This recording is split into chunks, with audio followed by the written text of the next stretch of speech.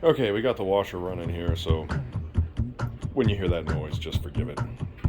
So, an 18-pound bag of rice, it's not enough to fill a bucket. 40-pound bag is a little too much.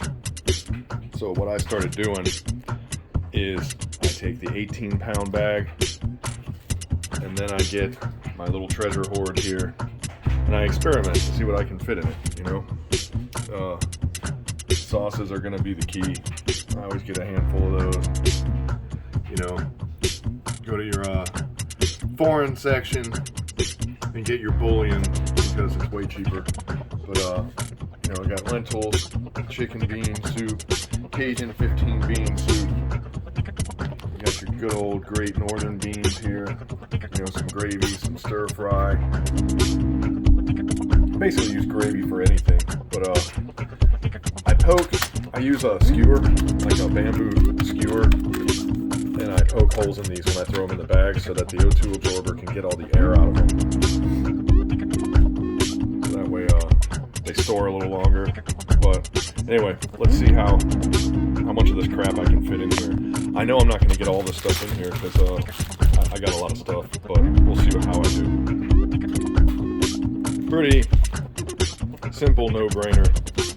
I want to get all the gravy, sauce, and bouillon stuff in there first because any little bit you can have to help. Yeah, you're going to have stuff with you, but by the time you get around to opening this bucket, you're going to be like, oh, cool, I can use this, you know? So yeah, I wanted to make sure to get that in first, and then the bean stuff comes later. Got my skewer, and pretty much it's as simple as, you poke holes in it. That's pretty self-explanatory. Alright, so this is about as full as I want to make it. It is jam-packed in there. When you poke the holes, if you put a ton of them in there, because you're not going to put this stuff on the shelf. It's going to stay in here until you use it. So you want the holes in it to basically do the opposite of why they put the plastic bag on there in the first place. It just becomes a container to keep all that from mixing in with your rice once you poke the holes in it. But it becomes more pliable and it's easier to form into the cracks and crevices of the bag because it lets the air out, you know. So my math was correct. I picked up 2 extra ones because I said, man, better safe than sorry. But I think if I stuck those in here, it would be too much. So I'm going to leave them out. You know, discretion is the better part of valor when it comes to this, because I'm going to seal this and I'm probably going to let it sit and let the O2 absorbers do their thing and soak that air up. So even if it does bulge out over the top of this this bucket, once it really gets a good suction on that bag, it'll pull it down a little, and then I can hammer on the lid later. So yeah, there we go.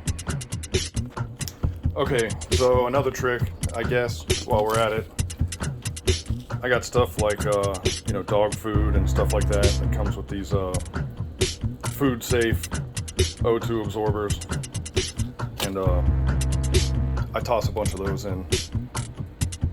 I line the perimeter with it, and I throw my O2 absorber in the middle, because every little bit helps, you know what I mean? I want to make sure I get all the air out of this stuff, because these bags and everything, they contain oxygen, so I want to suck all that shit out, and I want to make sure I get it. So a little overkill, but I'm sure you can understand under the circumstances, taking a look at what I got going on here. I have a little bit of an OCD about this stuff. Like, I don't like the wrinkles and the bubbles I'm seeing here. So I'll flip it around and I'll do the other side just to make sure I nail it. I'm sure it's sealed. I can feel it, but I don't know, man. I'd hate for this to be the step I screw up on, you know? So I'll flip it over. I'm using I did a camo test here not too long ago. This piece of old concrete board, but it's getting some double duty, I guess. You know, I don't really have much use for it anymore. I was going to try to make a test plate and see if I could armor it, just to see, you know, but that's something for another day. Yeah, so I'll do this another time, and then I'll pretty much be done, you know. This is just to show you that this is right at the top when it's all folded, and this air here, I could have sucked it out if I took it over to the other house and hooked it up to the vacuum sealer, but to be honest, I didn't feel like going over there today. But those O2 absorbers should suck some of that up. And you can see it's not like full of air, it's just full of space, really, but space is air. But those O2 absorbers should eat that shit and suck it down a little more, and then it'll be a good tight seal. And I can throw some sticks of bubble gum in here, put the lid on. That should discourage the rodents of touch, and that'll be a wrap.